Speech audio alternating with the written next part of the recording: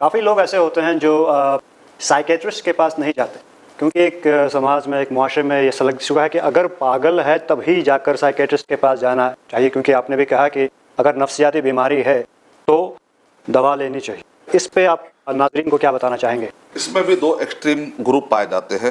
کچھ لوگ ہیں جو روحانی جن اور جادو کے بیماریوں کو سائیکیٹرسٹ کے پاس جا کر علاج کراتے ہیں، اور وہاں پر جا کر کرنٹ لگتا ہے، انہیں الیکٹریسٹی کے ذریعے سے کافی شوق دیا جاتا ہے اور قسم قسم کی گولیاں دی جاتی ہے، اور آخری میں کیا ہوتا ہے، یہ گولیاں وہ جنوں کی غذا بن جاتی اور جن مزہ لینے لگتے ہیں، کیونکہ انسان سست ہوتا ہے. جنوں کو تو بہت خوشی ہوتی ہے، انسان سست ہوتا ہے، 24 گھنٹے سو رہا ہے، 27 گھنٹے سو رہا ہے. اور بعض سائیکیٹرسٹ ایسا کرتے ہیں کہ میوزیکل تھراپی نام انہیں دیا ہے، گانے سناتے. یہ تو غذا ہے، جنوں اور شیطانوں کی غذا کیا ہے؟ یہ موسیقی ہے، میوزک ہے.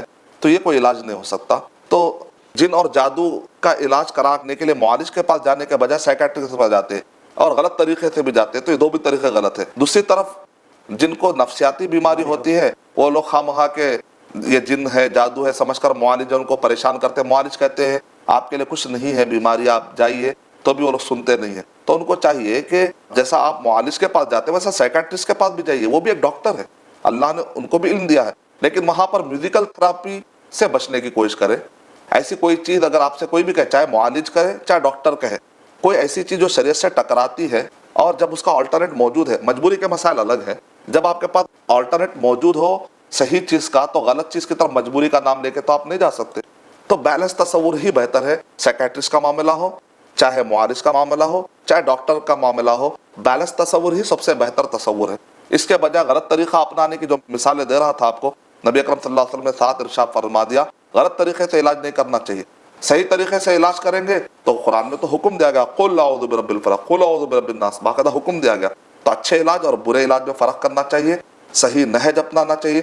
ان سب کی جڑ آخر میں کیا آتی ہے؟ مس انفارمیشن بہت بڑی ہمارے معاشرے کی برائی ہے. انفارمیشن انشاءاللہ اس کا علاج ہے. اسی لیے کہتے ہیں مس کمیونیکیشن کا آسان علاج کیا ہے؟ کمیونیکیشن. مس انفارمیشن کا آسان علاج کیا ہے؟ انفارمیشن. علم. For authentic Islamic information, please log on to www.askislampedia.com.